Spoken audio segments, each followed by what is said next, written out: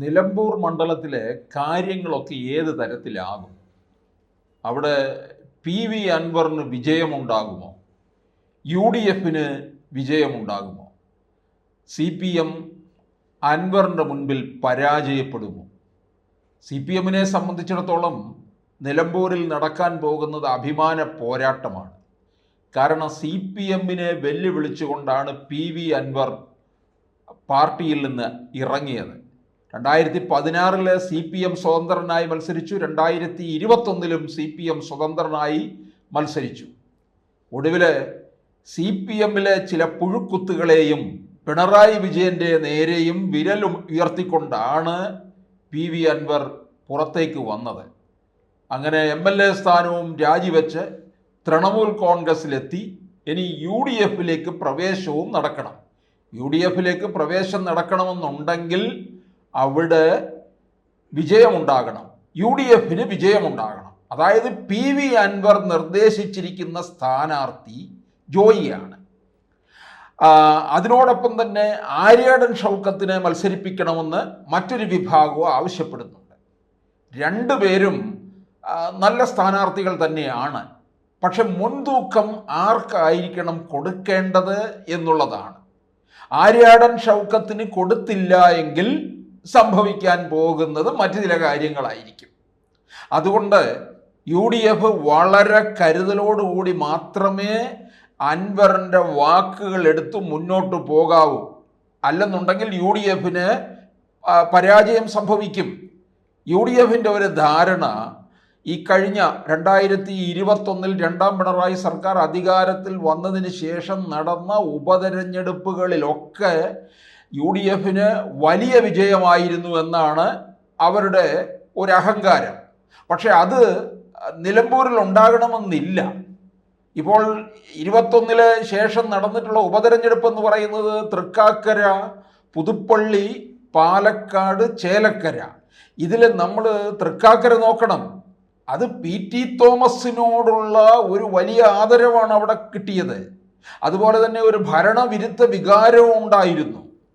പിന്നീട് പുതുപ്പള്ളിയിൽ ഉമ്മൻചാണ്ടി ഏറ്റവും അവസാനം ജയിക്കുമ്പോൾ 9000-ലധികം വോട്ടിൻ്റെ ഭൂരിപക്ഷം മാത്രമേ ഉണ്ടായിരുന്നുള്ളൂ. ഉമ്മൻചാണ്ടിയുടെ വേർപാടിന് ശേഷം അവിടെ നടന്ന ഉപതെരഞ്ഞെടുപ്പിലെ ചാണ്ടി ഉമ്മന് 30,000-ലധികം വോട്ടിൻ്റെ ഭൂരിപക്ഷമാണ് കിട്ടിയത്.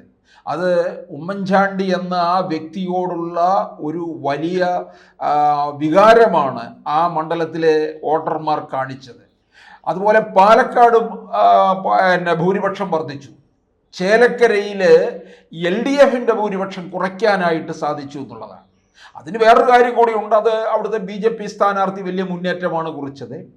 അങ്ങനെ LDFൻ്റെ ഭൂരിപക്ഷം കുറച്ചു എന്ന് പറഞ്ഞത് 2021 രാധാകൃഷ്ണന് 40,000-ഓളം വോട്ടിൻ്റെ ഭൂരിപക്ഷം ഉണ്ട്. ഇപ്പോൾ വന്നിട്ട് 10,000-ലധികം വോട്ടിൻ്റെ ഭൂരിപക്ഷത്തിൽ ചുരുങ്ങുകയാണ് ചെയ്തത്. അപ്പോൾ UDF ഒരു അമിത പ്രതീക്ഷ വെച്ച് പുലർത്തരുത്. കാരണം UDFൻ്റെ അടുക്കലേക്ക് ഇപ്പോൾ PV അൻവർ ആവശ്യപ്പെട്ടിരിക്കുന്നത് ജോയിയെ സ്ഥാനാർത്ഥിയാക്കുക എന്നുള്ളതാണ്. ഒരു കാര്യം ഓർക്കണം, ആര്യാടൻ മുഹമ്മദ് മത്സരിച്ച് ജയിച്ചുകൊണ്ടിരുന്ന മണ്ഡലമായിരുന്നു.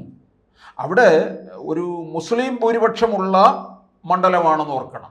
ആര്യാടൻ മുഹമ്മദിനെ സംബന്ധിച്ചിടത്തോളം അദ്ദേഹം അത്തരത്തിൽ മുസ്ലിം ലീഗിനെതിരെ തന്നെ പൊരുതിയ ഒരു നേതാവായിരുന്നു. അദ്ദേഹത്തിനൊരു മതേതര സ്വഭാവമുണ്ടായിരുന്നു. പക്ഷേ ഇവിടെ മുസ്ലിം ഭൂരിപക്ഷമുള്ള ഒരു മണ്ഡലത്തിലേക്ക് ജോയിയെ കൊണ്ടുവരുമ്പോൾ ആ മണ്ഡലത്തിലെ 20% ക്രൈസ്തവരെ ഉള്ളൂ എന്നോർക്കണം. അവിടെ ജോയിയെ ഇറക്കുമ്പോൾ അത് PV അൻവറിനെ ഇറക്കുന്നതിന് തുല്യമായിട്ട് ചിലപ്പോൾ വോട്ടർമാർ കാണും.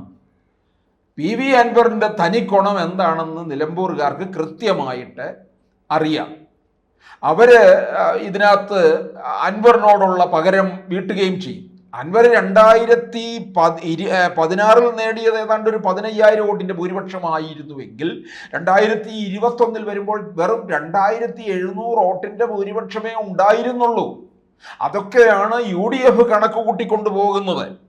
പിന്നെ അൻവറിനെ സംബന്ധിച്ചിടത്തോളം CPMൻ്റെ സ്വതന്ത്ര സ്ഥാനാർത്ഥിയായി നിന്ന് മത്സരിച്ച് ജയിച്ചു കഴിഞ്ഞപ്പോൾ പലതരത്തിലുള്ള ഗുണ്ടായിസവും തൻ പോരുമയും ഒക്കെ കാണിച്ചിട്ടുള്ള ഒരു MLA ആണ്. നമുക്കറിയാമല്ലോ, അദ്ദേഹം നിയമസഭാ സമ്മേളനം നടക്കുമ്പോൾ ഇവിടെ ഇല്ലായിരുന്നു. ആഫ്രിക്കയിൽ സ്വർണം കുഴിച്ചെടുക്കുകയാണ്, സ്വർണ്ണഖനിയിൽ നിൽക്കുകയാണെന്ന് പറഞ്ഞുകൊണ്ട് അദ്ദേഹം സമൂഹ മാധ്യമങ്ങളിൽ പോസ്റ്റ് ഇട്ടിരുന്ന ആളാണ്. നിയമസഭയിൽ പോലും നേരെയോ വരാതെ അദ്ദേഹം ഇവിടുത്തെ ചില സമൂഹ മാധ്യമങ്ങളെ തന്നെ മൂക്കുകയറിടാൻ വേണ്ടി ഇറങ്ങിയ ആളായിരുന്നു. അവർക്ക് നേരെ വെല്ലുവിളി പോലും ഉയർത്തുകയും ചെയ്തു. അപ്പോൾ പിന്നെ ഇപ്പോൾ അദ്ദേഹം അഴിമതി വിരുദ്ധ പോരാളിയായി മാറിയിരിക്കുകയാണ്. ഒരു രക്തസാക്ഷിയുടെ പരിവേഷം നേടിക്കൊണ്ടാണ് ഇപ്പോൾ രംഗത്ത് വന്നിരിക്കുന്നത്. അത് എത്രത്തോളം UDF വിജയിക്കുമോ എന്നുള്ളത് നമുക്ക് കണ്ടറിയണം. ഇനി ഷൗക്കത്തിനെ സ്ഥാനാർത്ഥിയാക്കുന്നതിനോട് അൻവറിന് വലിയ യോജിപ്പില്ല. ഷൗക്കത്തിനെ സ്ഥാനാർത്ഥിയാക്കിയില്ലെന്നുണ്ടെങ്കിൽ സംഭവിക്കാൻ പോകുന്നത് CPM ഇപ്പോൾ സ്ഥാനാർത്ഥി നിർണയത്തിലേക്കൊന്നും കാര്യമായി കടന്നിട്ടില്ല. UDF സ്ഥാനാർത്ഥി ആരാണ് എന്നുള്ളത് അറിയട്ടെ, അത് കഴിഞ്ഞിട്ടാകാം എന്ന് തീർച്ചപ്പെടുത്തിയിരിക്കുകയാണ്. പാലക്കാട് നമ്മൾ കണ്ടല്ലോ, അവിടെ പിന്നെ കോൺഗ്രസിൽ നിന്ന് ഇറങ്ങി വന്ന സരിനെ പിടിച്ച് സ്ഥാനാർത്ഥിയാക്കി. സരിനിപ്പോൾ കിടന്നത് നെട്ടോട്ടമാണ്. അപ്പോൾ എന്തായാലും ഈ അങ്ങനെ CPM കാത്തിരിക്കുന്ന സ്ഥിതിക്ക് ആര്യാടൻ ഷൗക്കത്തിന് നിലമ്പൂർ മണ്ഡലത്തിൽ ഒരു വലിയ സ്വാധീനമുണ്ട്. ആര്യാടൻ മുഹമ്മദിൻ്റെ മകനാണ്, മണ്ഡലം നന്നായിട്ട് അറിയാവുന്ന ആളാണ്, മണ്ഡലത്തിലുള്ളവർക്കും ഷൗക്കത്തിനെ നന്നായിട്ട് അറിയാം. അതുകൊണ്ട് ഈ അവസരത്തിൽ ആര്യാടൻ ഷൗക്കത്തിന് കൊടുക്കുക. ഇപ്പോൾ ജോയിയെ മത്സരിപ്പിക്കണമെന്നുണ്ടെങ്കിൽ ഒരു കാര്യം ചെയ്യുക, അത് വരാൻ പോകുന്ന നിയമസഭാ തെരഞ്ഞെടുപ്പിൽ തിരുവമ്പാടി മണ്ഡലത്തിൽ കൊണ്ട് നിർത്തി മത്സരിപ്പിക്കട്ടെ, അത് ലീഗിൻ്റെ സീറ്റാണല്ലോ. പക്ഷെ ഇവിടെ ഷൗക്കത്തിന് കൊടുത്തില്ല എങ്കിൽ ഷൗക്കത്ത് എന്താ ചെയ്യാൻ പോകുന്നത് അറിയാമോ? ഷൗക്കത്ത് CPM പോകും. അവിടെ LDF സ്വതന്ത്ര സ്ഥാനാർത്ഥിയായി നിന്ന് മത്സരിച്ച് വിജയിച്ചു ചെല്ലും. CPM കുറി പരാജയപ്പെടുത്തണമെന്നുണ്ടെങ്കിൽ ഷൗക്കത്തിന് UDF സ്ഥാനാർത്ഥിയായിട്ട് ഇറക്കുന്നതായിരിക്കും നല്ലത്. ഇല്ലെന്നുണ്ടെങ്കിൽ അത് UDF കിട്ടിയ അവസരം ഇല്ലാതാക്കി കളയുന്നു എന്ന് വേണം കരുതാൻ.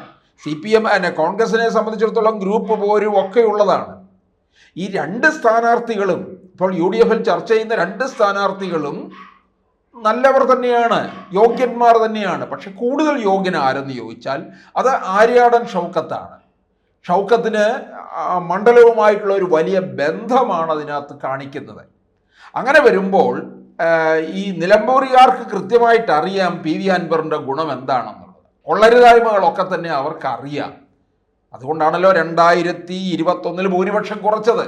ഭരണവിരുദ്ധ വികാരവുമുണ്ട്, അൻവറിനോടുള്ള ഒരു പിന്നെ എല്ലാ തരത്തിലുള്ള ദേഷ്യവും ഉണ്ടെന്നുള്ളതാണ് വോട്ടർമാർ അങ്ങനെ തിരിഞ്ഞത്. അപ്പോൾ അതുകൊണ്ട് ഷൗക്കത്തിനെ ഇറക്കിയാൽ അത് UDF ഗുണം ചെയ്യും.